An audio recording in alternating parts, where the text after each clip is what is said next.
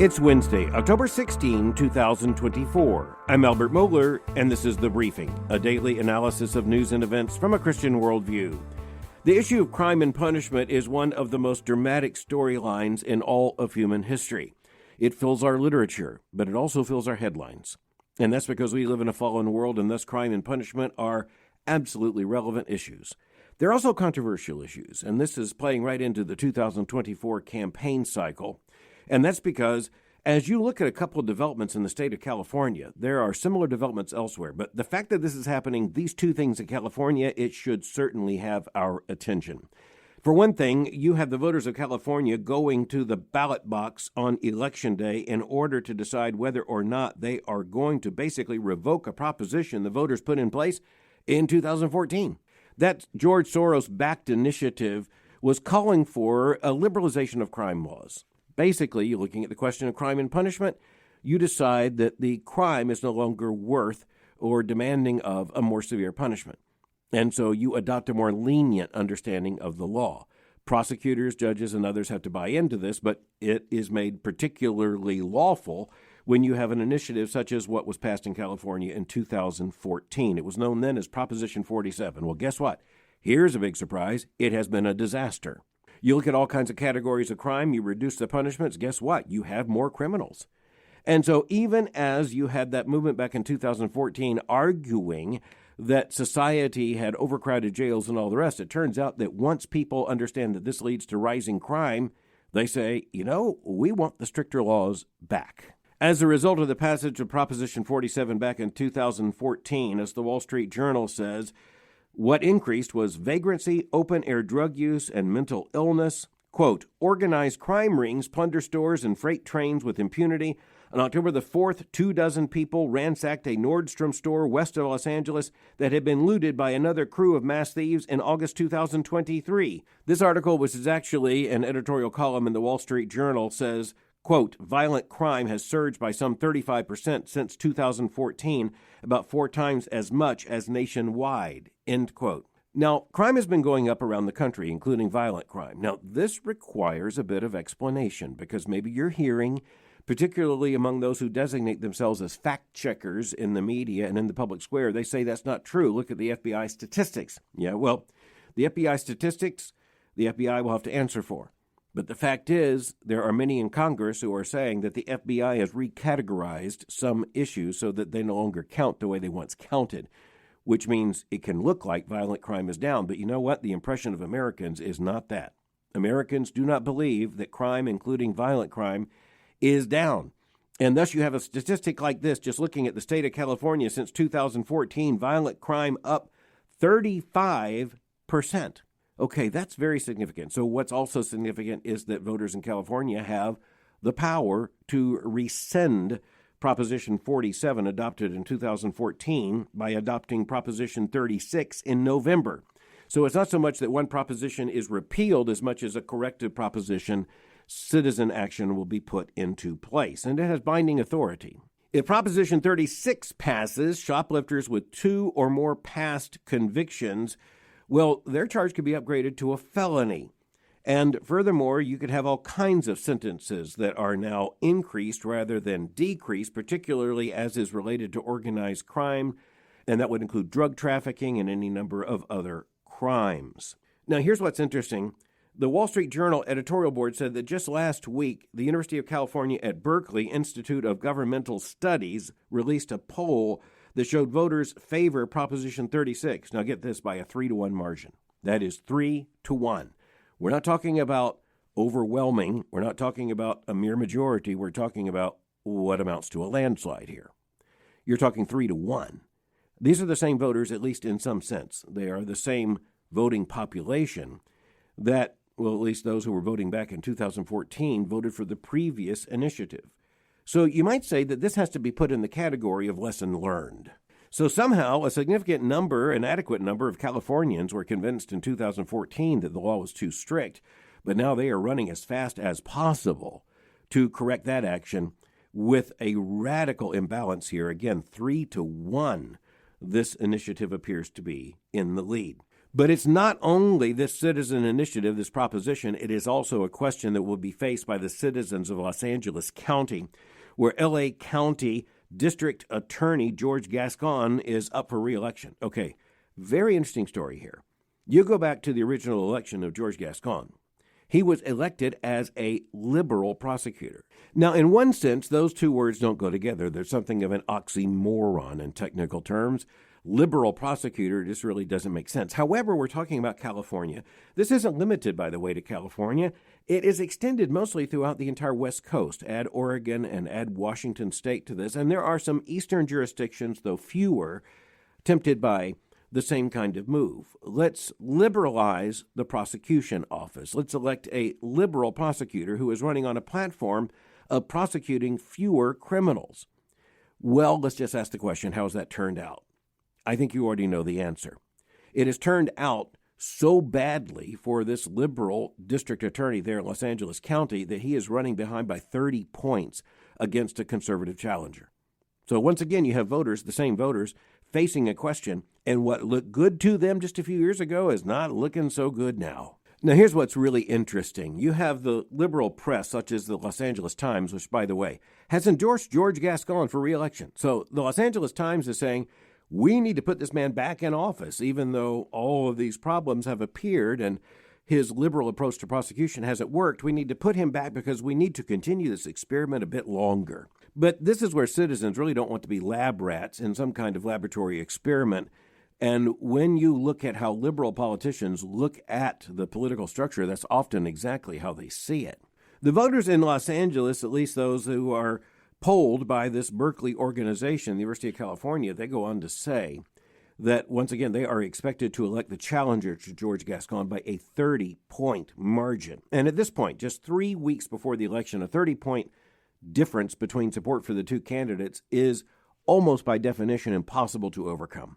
And so one political scientist looking at the situation in California said, if George Gascón pulls this out, you're going to be talking about this election to your grandchildren. One of my favorite parts about the Los Angeles Times coverage on this is that looking at this differential and basically trying to argue that the voters are unfair in making this judgment. One of the reports cites Roy Baer, identified as a political consultant for multiple Democrat campaigns across California. Now, here's what he said about the voters. Quote, voters don't know data. What they know are anecdotes. And over the last 4 years, there have been a massive number of televised anecdotes with store break-ins or other violent acts that have created the perception of crime run amok, end quote. Now, why do I think that's so important? I think it's important because there you have an academic saying, the people really don't know when crime's going up or down. They should not trust their instincts. They should not trust their moral perception. They should not trust even, you might say, their own eyes and their own ears when it comes to understanding crime statistics. This is an unfair issue, at least that's implied according to this consultant. But I want to turn to an actual example of why the voters in Los Angeles County are turning on their district attorney. And once again, all I have to do is look at the Los Angeles Times, the hometown newspaper. A pair of reporters for that newspaper reports with a headline, quote, Gascón gave teen killer a second chance and now she's charged again. So let's just look at the story. Here it is, as reported in the Los Angeles Times, October the 3rd, 2024. And I quote, the crime Shanice Amanda Dyer committed as a 17-year-old was as horrific as it was seemingly random. She was a documented member of a Crips, that's a gang, the Crips street gang faction in South L.A., according to appellate records from the case, and she wanted to help retaliate for killings by a rival group in August 2019. Quote, the targets the gang chose at random were an expectant father, Alfredo Carrera, and his close friend, Jose Antonio Flores Vasquez, an aspiring astrophysicist in UC, that's University of California, Irvine's doctorate program, who was visiting Carrera to drop off a baby gift, end quote. Okay, there's a lot of words, but you get the picture.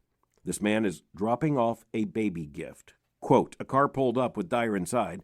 After a brief argument, authorities said, Dyer and two other defendants unleashed a volley of gunfire, killing both men. A third man down the street was wounded in the back as he loaded his 1-year-old daughter into a car seat. End quote.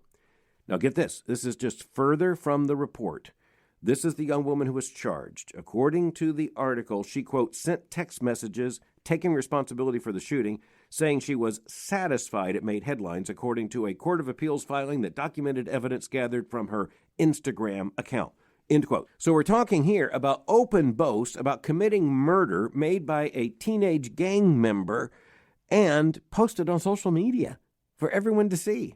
We then read, quote, Dyer was tried as a juvenile under Los Angeles County District Attorney George Gascón, who at the time had a strict policy against prosecuting teens as adults.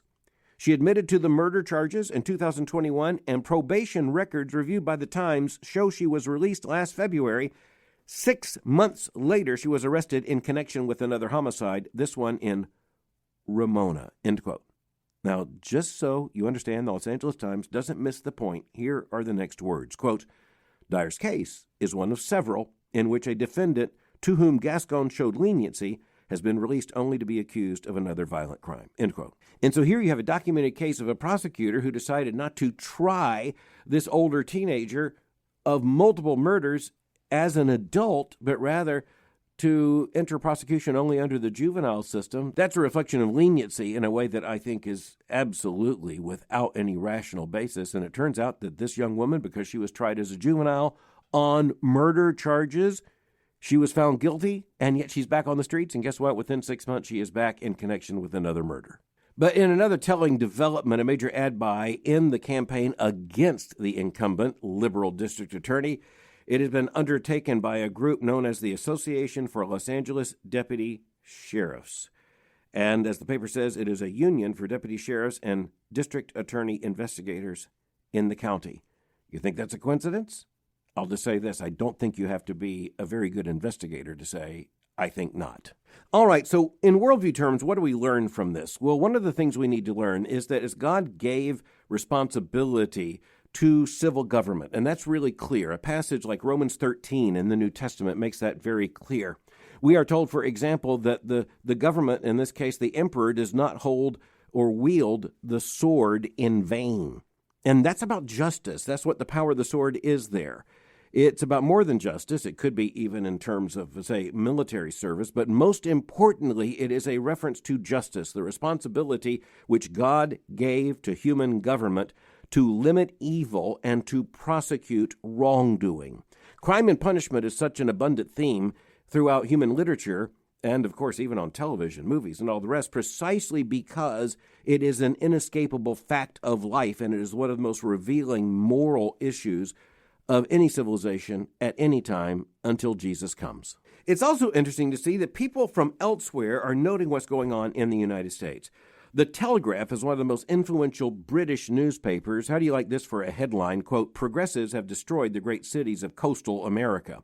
In the article, this writer, telling the British readership about what's going on in the United States, says that America's coastal cities have gone through cycles of change. And she says that one of the reasons that these coastal cities became more attractive to people in recent decades was that at least decades ago, they adopted, quote, a much tougher approach to crime. And she says those tougher approaches, quote, turn the likes of New York and San Francisco into beacons of desirability, end quote. And that's exactly what happened.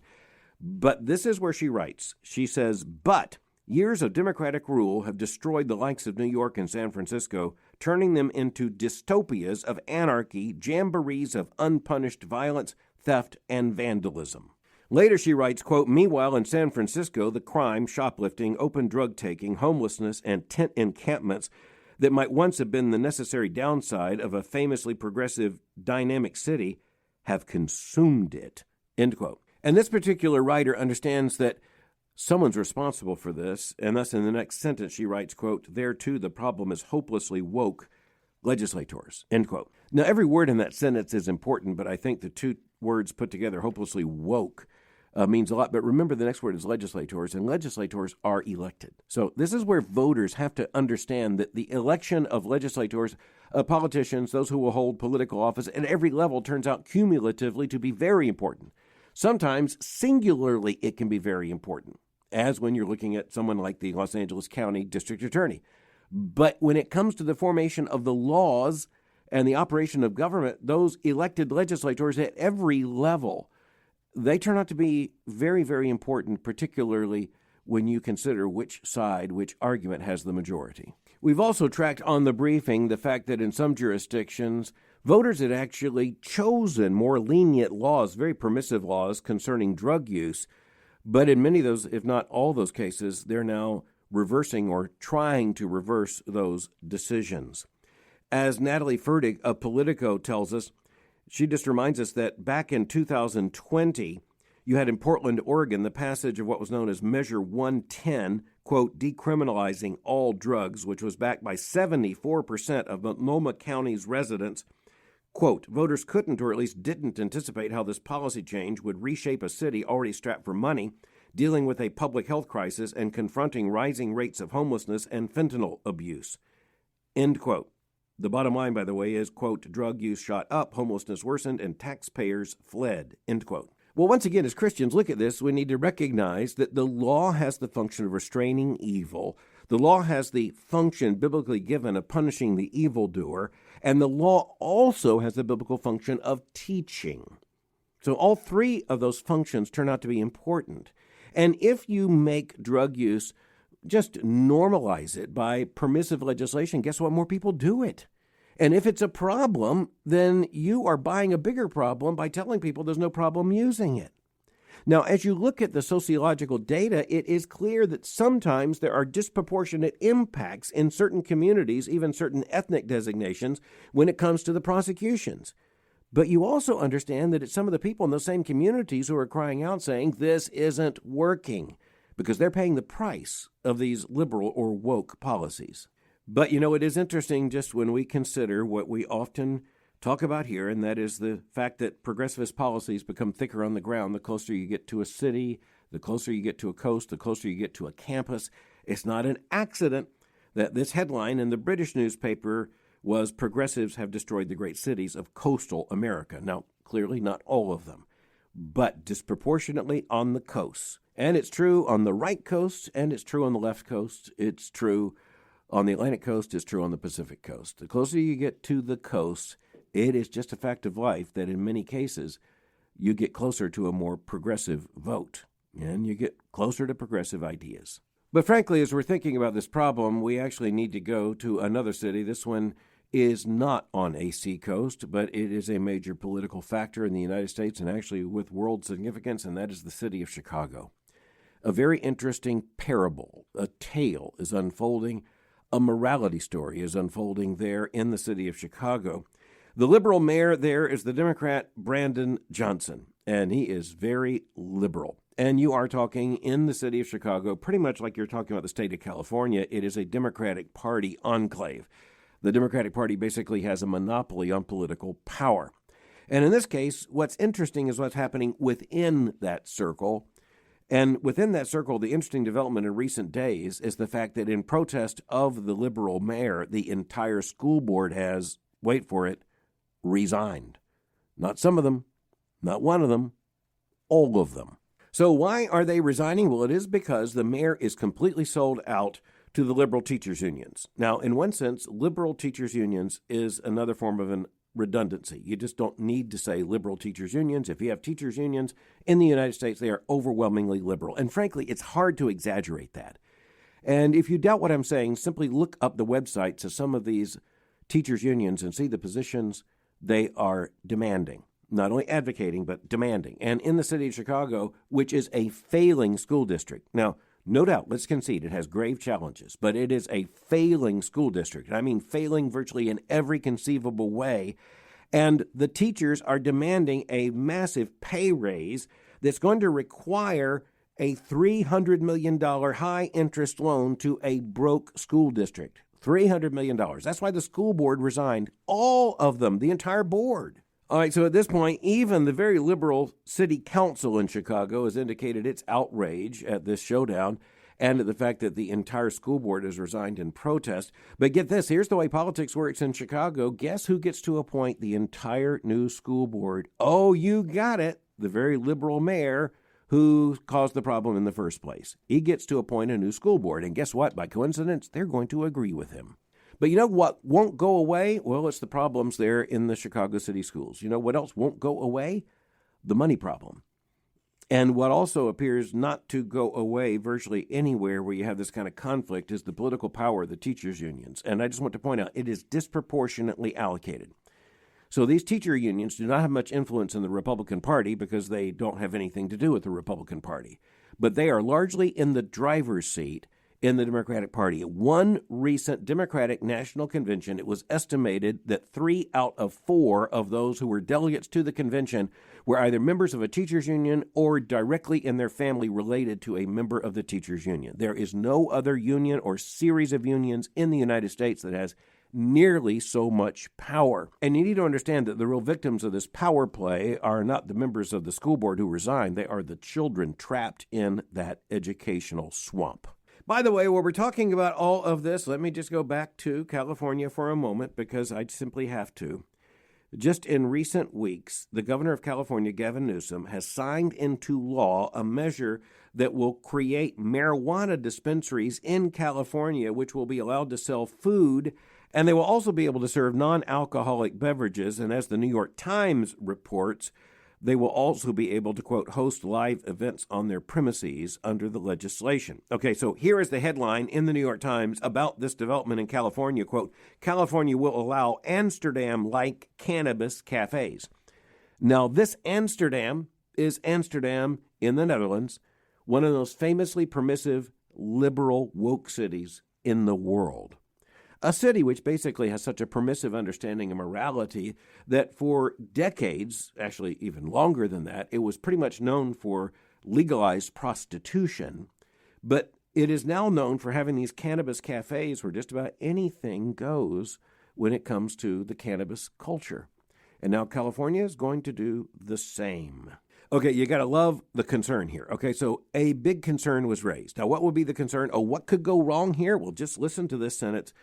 Quote, last year, Governor Newsom vetoed a previous version of the bill, concerned that it would undermine the state's smoke-free workplace protections, end quote. Oh, so that's the big issue. The big issue here isn't the use of mind-altering drugs. It's not the development of a drug culture. It's not the permissive sense in which the culture will be represented by cannabis cafes. It was the fact that they would be in these cannabis cafes. Oh, I don't know. They would be smoking cannabis, of all things. And it's that part that turns out to be the offense in the eyes of the governor. But, I think right now there's some people who are saying, you're just being too rough on California. And that might be true because it's not just about California. How do you like this? Voters in Massachusetts go all the way across the country, all the way to the Northeast. Voters in Massachusetts are going to be voting on whether or not to legalize, wait for it, magic mushrooms. Now, I know this seems like a fairy tale. It is actually true. We're talking about hallucinogenic mushrooms and whether or not they're going to be made legal in terms of the use of these mushrooms in the state of Massachusetts. Remember that Massachusetts was basically a Puritan colony.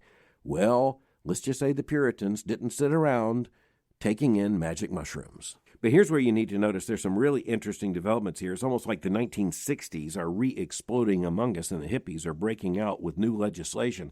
Listen to this, quote, advocates have long claimed that means this question 4 in Massachusetts, which would permit adults to grow, possess, and use psychedelic mushrooms, quote, it will create regulated therapeutic access to natural psychedelic medicines, end quote. So here's the deal. These are good psychedelic substances because they're organic and they're natural. They are, after all, not something you buy from a pusher in a vial. No, this is actually grown out in the woods, a magic mushroom. Charles Fain Lehman, writing in the Wall Street Journal, tells us, quote, question 4 envisages a highly permissive regime. Bay staters could home grow psychedelics in plots as large as 12 square feet, possess relatively large amounts, and give the drugs to others. Cities and towns would be allowed to restrict the time, place, and manner of sales, but not to ban them outright, end quote. The opinion commentary in the journal suggests that Massachusetts voters should just vote no. But, that just makes too much sense. Because when you're looking at a story like this, you realize that this kind of initiative, it doesn't get before voters by accident. Evidently, there is a sizable constituencies for magic mushrooms, the growth, the possession, and the use thereof. Meanwhile, you had the situation even with the legalization of marijuana or cannabis in some jurisdictions where people are beginning to wonder, wait just a minute, did we do this too fast? I mean, after all, it doesn't appear to be without the problems many warned there would be. And then again, maybe those who are behind all this kind of thing would just look at the problems with, say, legalized marijuana and say, we'll just get over it by, I don't know, going out in the field with a magic mushroom. Well, no magic and no mushrooms here, but thanks for listening to the briefing. I want to tell you I'm really thankful to announce my new book entitled Recapturing the Glory of Christmas. With all the confusion about Christmas around us, I wanted to offer this as a way of recapturing the glory of Christmas in a way that Christians should see it. It could also be, I think, a great gift for some of your unbelieving friends to understand what Christmas is all about and be exposed to the gospel.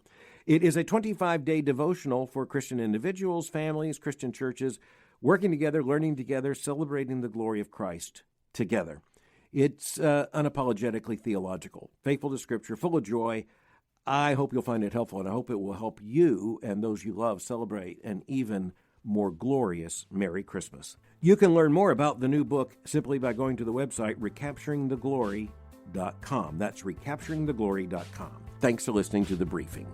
For more information, go to my website at albertmohler.com. You can follow me on Twitter or X by going to twitter.com/albertmohler. For information on the Southern Baptist Theological Seminary, go to sbts.edu. For information on Boyce College, just go to boycecollege.com. I'll meet you again tomorrow for the briefing.